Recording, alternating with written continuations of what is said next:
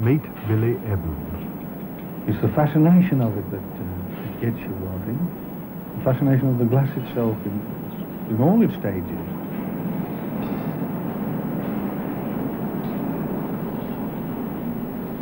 Shadrach Westwood. It's just the look of it. I'll pick some foreign stuff up, but I don't think it will come up to the English. It's got that ring in it, the English, as you can tell it. When you hit it, it's got that little tinkle in it. Yeah. And it's very fascinating at times. Very.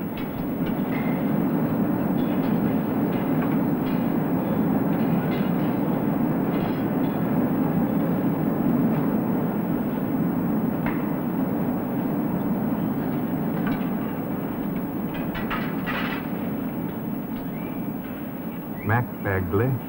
Well, that's one of the major things in making a good article, by working on your left hand. You've got to sort of work light and let the work come up to your toes. And that's where the pressure on your left hand makes it more beneficial.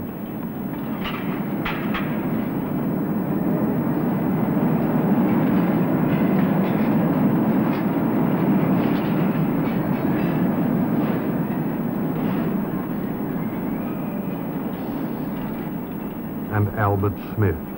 You've got to have an efficient team. If you've got 4 visitors and no good, you've had it just the same. If they aren't good enough, most of these chaps what work for me, I've learned it from lads, see, both of them. But you've got to have an efficient team.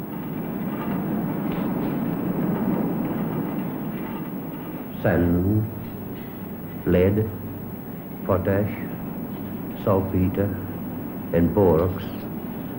It doesn't seem possible it's going to come out as glass, but it does.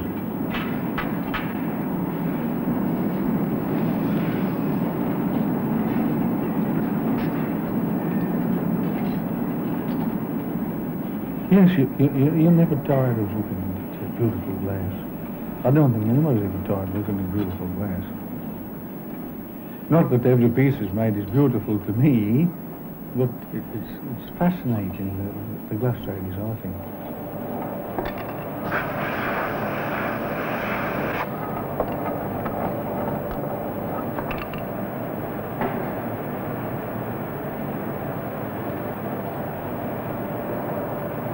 Doesn't look like a modern industry, does it?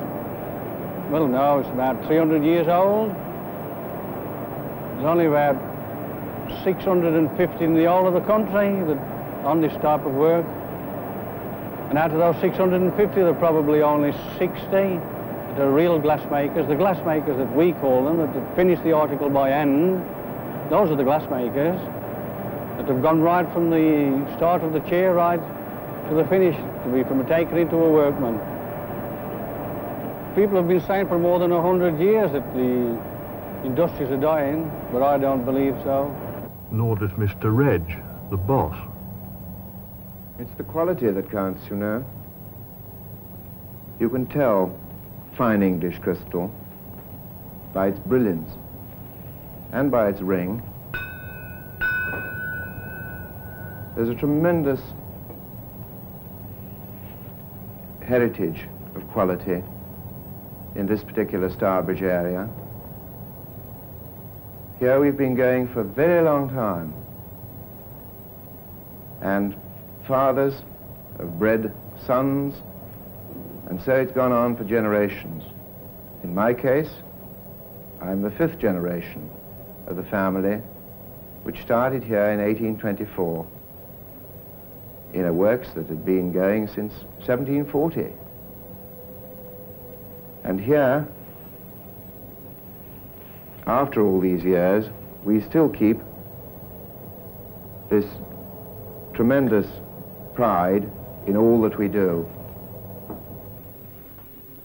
It was the Huguenots who brought this wonderful industry to this district 300 years ago. And they settled in the Pensnet Chase out here because they found the raw materials that they wanted. They found wood to fire the furnaces. They found coal after the wood. They found wonderful pot clay, as we call it, for making the crucibles in which the glass is melted. And they found bracken in the woods for burning to make potash. And so they remained, those Huguenot families of Taizac, Tittery, de Hennezel, who started our own factory, and they didn't get rich, not very rich, but they were gentlemen glassmakers, and they married into some of the very best local families and made fortunes for themselves in that way. We've got, in this curious little area, 3 villages, Wordsley, Brierley Hill, and Amblecote, a succession of great glassmakers and great craftsmen. I'm going to tell you, if you're going to have this decorated like this, you've got a long way to go to find the man who's going to get the tools, make the tools to decorate it. With the olden times, we used to make everything behind hand. Oh, yes. Not all the cheers when I first started, and I started in the glassworks when I was 14 years of age. Yes. All this work, it's done with a half pillar stone. All these pillars, done with a half pillar stone. And then polished afterwards. You see now, you come down that way. To anyone that's worked in the glass trade, glass making is your life. Always was, and I suppose always will be.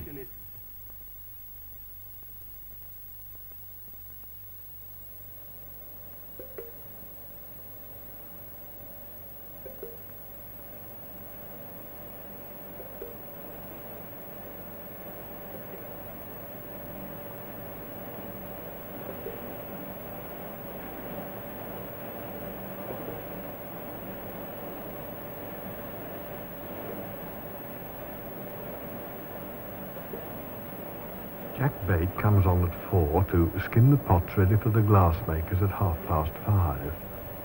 He's 64 and he used to be a glassmaker himself. Once you get into the glass trade, you start and you take an interest in it, you're always a glassmaker. And the further you try to get away from it, the further you get into it. That's my opinion about the glass trade. You never get away from it once you get it in your blood. Because I've tried. Many times I've said, I'll get away from it. No. Got to come back.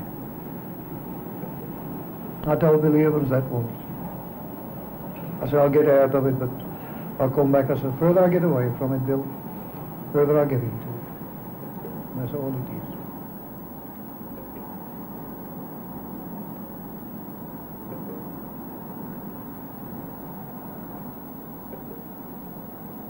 Good morning, Jack. Good morning, Joss. Lousy morning.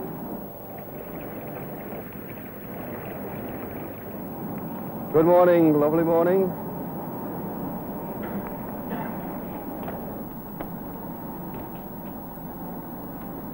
Nobody feels very bright at that particular hour, apart from Billy Dixon. He's always ready for a laugh, Billy is. Oh, I generally manage just 7 or 8 pints on a Sunday dinner time. Well, like a bucket full if I got the Jones.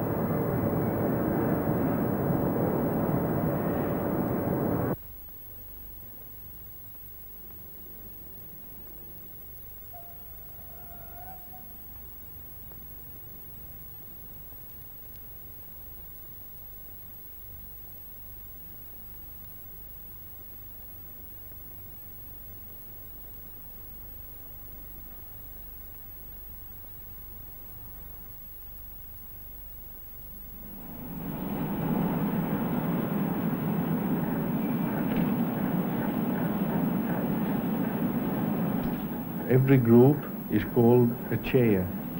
A new process shop, it composed of the servitor, the foot maker, the bit gatherer, and taker in. That's 4. He has 1 chair, that's for the servitor. The foot blower is the man to start the operation up, you see. He gathers a little bit of glass, as much as he needs to blow a wine bowl. And he's got a marver, that's an iron block, and he marvers that into shape, then he blows it into a mould. Afterwards he gives that to this wine bowl, he gives it to the servitor.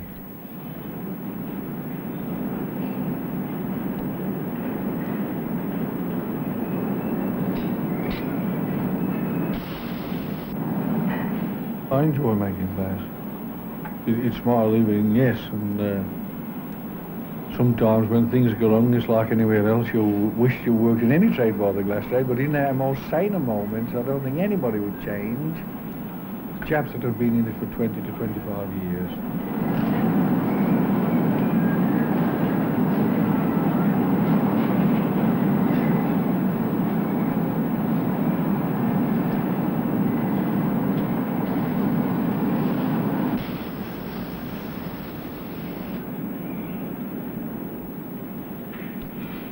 Probably it's a worrying trade in so much that 4 work in a team. It isn't like one man working on his own. A workman on a chair, he's got the worry of 4 men underneath him, you see. And some of the glassmakers are as temperamental as ballerinas.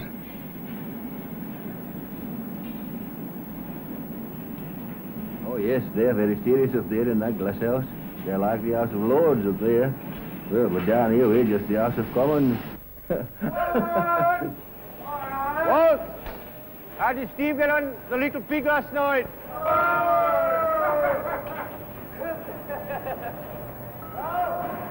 What? Lost again, Will? I should get him on the line. There'll be a train down in a few minutes. One more than you anyway. Lost again, I expect. Red, and the bigger get on last night. What'd you lose, the beer or the sandwiches? I'll come up next week and train you. Never so surprised in all my life. That time they dropped out pocket, I do, and he couldn't play marbles. Well, I got the card, you go play 'em. You don't hear anybody shout while he's actually making an article. You can't really. You can't take it off it. Taking the job seriously. If you're going to make any good work, you've got to take the job seriously.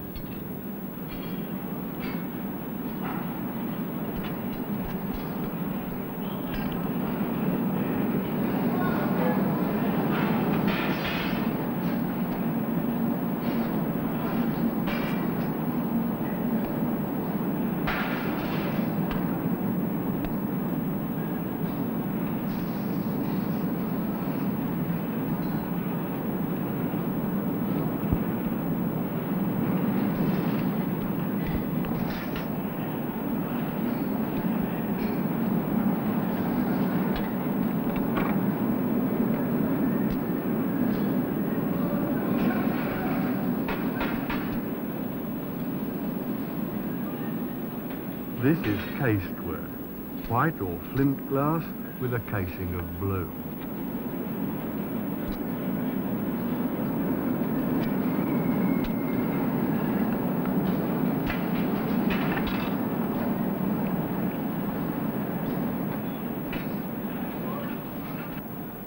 If you're a glassmaker, you may dislike the new process that dilutes the skill.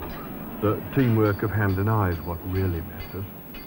People don't understand whether glass is handmade or whether it's new process. It's the price. Well, of course, it costs more to make an handmade glass than it does a new process glass.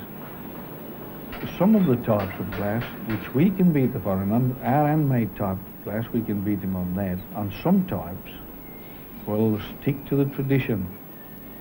In my opinion, we try to copy the foreigner and let our own craft, the best part of our craft, slide away. You see, by trying to copy him.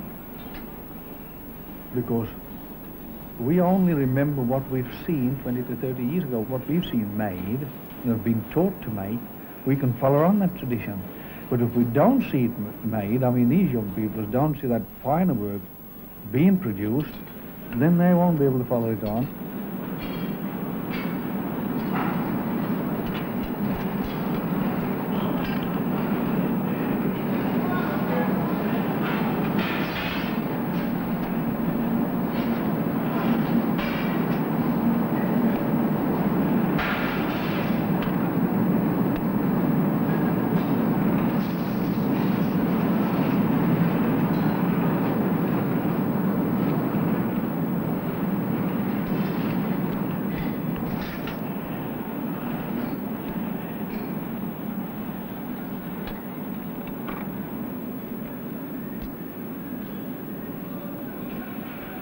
Everybody cares. It's a gift, the same as everybody else's job is. Anybody, no matter who they are in a trade, what's good in a trade is a gift. I mean, you could be in a trade all your life and learn. Never be no good at nothing. You always learn as you get older, you keep picking things up. I was always studying glass, you know. No matter where I went, first thing I did, looked at glass, see what I could find. Glass man.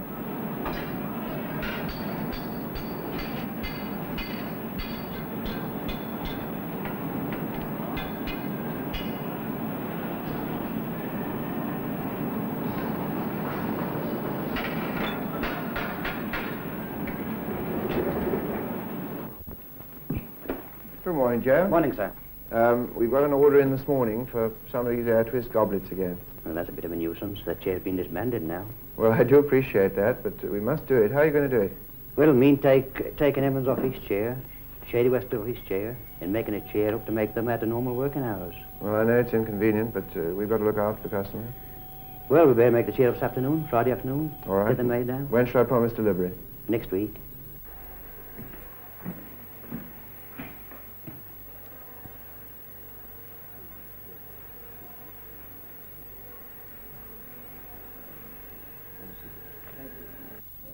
What if I should leave this company after 5 As official of the union, I am factory secretary or shop steward at the firm, and I have to negotiate the conditions and different things with the firm. We don't have much trouble usually, and Mr. Fletcher, I've known him ever since I was a boy. Scheme, if you join the government scheme, so that for each year of your service, I believe the figure is right. We usually start just before 6. We work till 1:30, but we have bagging break, that's meal break, at 9:30. When the boys have had their breakfast, that's when they start to frigger. If there's a spare chair and some tools, well, they're in the pot and got the metal out. And that's learning outside your job. If you're a blower, you want to learn to serve. If you're a servitor, you want to be a workman. Well, you'll learn to make outside your ordinary production times. That's in the bagging break. We've gone on for years and years. We've all done the same, you see.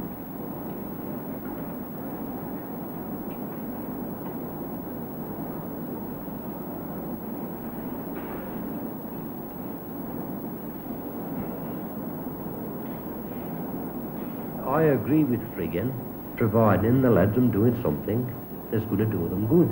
I mean, because it can learn you a lot, no doubt about it. I mean, you learn to get the feel of the touch of the glass, which is very important.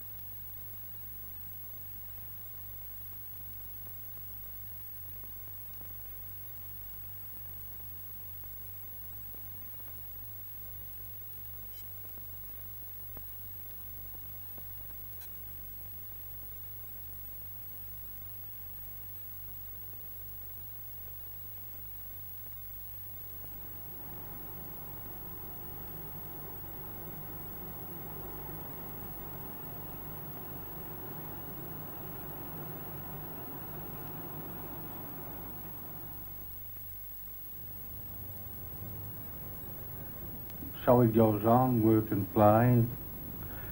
When we used to work 6 hours on and 6 hours off in the old days, we were finished work on a Saturday morning at 6:30, and we were finished till Tuesday morning. There'd be Saturday, Sunday and Monday off.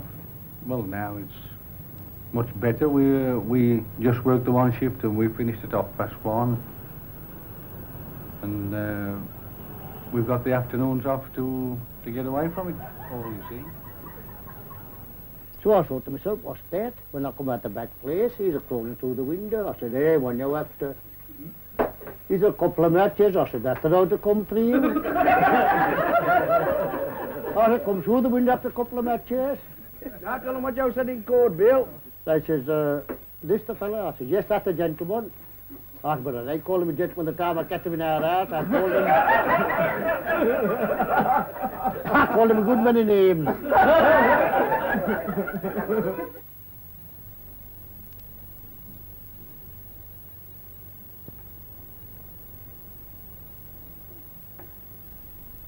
You can go into any place around here and you'll find there aren't many people who haven't actually worked in the glass trade. If it's only for a week, you'll get some people 45 up to 50, 35s up to 40. Pick them at random anyway around here.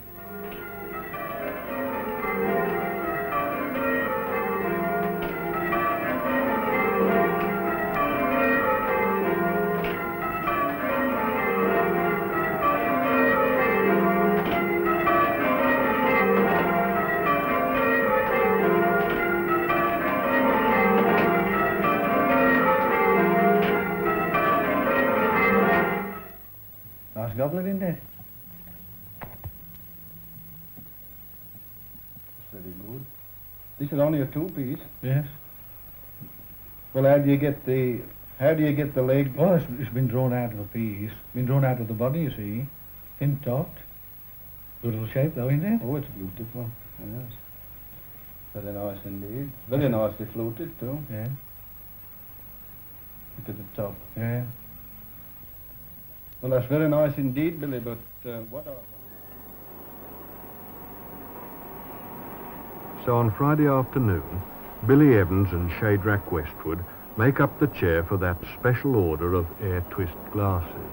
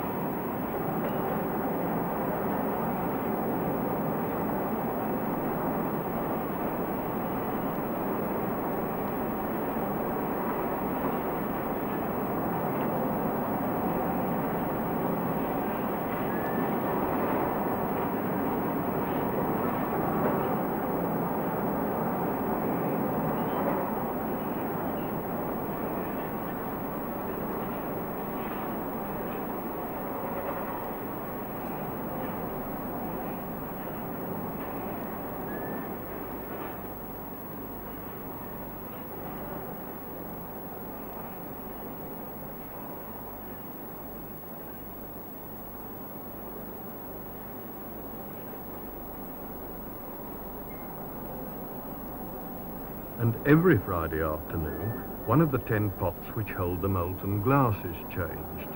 Here we go!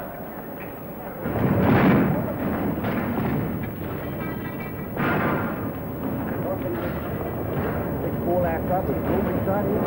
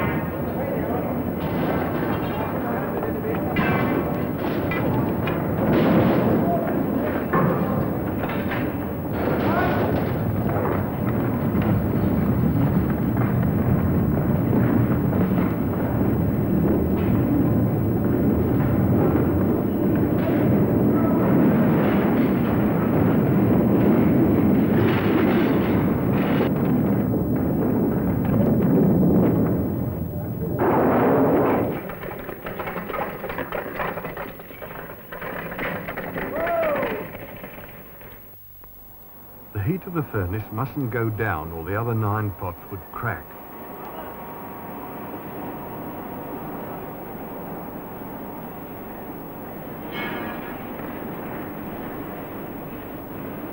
The new pot has to be white hot already.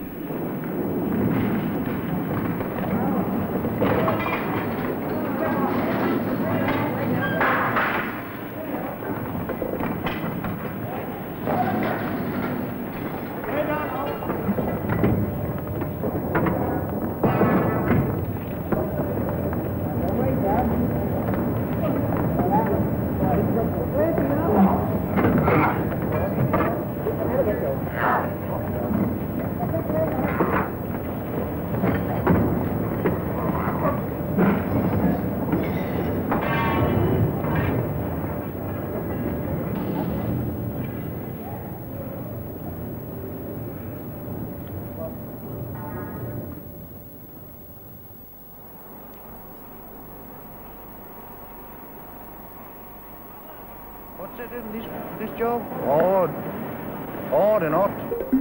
Too hot and not much money for it. 2 hours, it's about 12 and 6 pence. 12 and 6 pence altogether. Enjoy it, I know, enjoy it. More or less don't give the hardest part of our job, pot setter. It's all right in the winter, but not in the summer, not weather. Tonight to beer. Tonight to beer. Feel it mostly if you have a shave. If you have a shave, it's terrible up there. You'll find the biggest part of them don't shave till after. Brawn and artistry. The heart of the place and the heart of the trade. It's been the same for the last 3 centuries, but can it survive? I often get asked whether we can keep going in the next 300 years as we've kept going in the previous 300, and because of our primitive tools and perhaps old-fashioned methods. I'm absolutely convinced that we shall keep going for 3 reasons. One is that we've got the determination, and secondly, we've got these tremendous craftsmen, and thirdly, well, we've got an expanding market with prosperity, more money in people's pockets, and more appreciation of things beautiful because of better education. In this machine age, when men are more and more dominated by automation and gadgets of every sort, in our case, in the case of the glass industry, at the center of it all is the craftsman, the glassmaker, and he is the man who is the very heart of this crystal trade. Now, do you see what I mean about this being our life?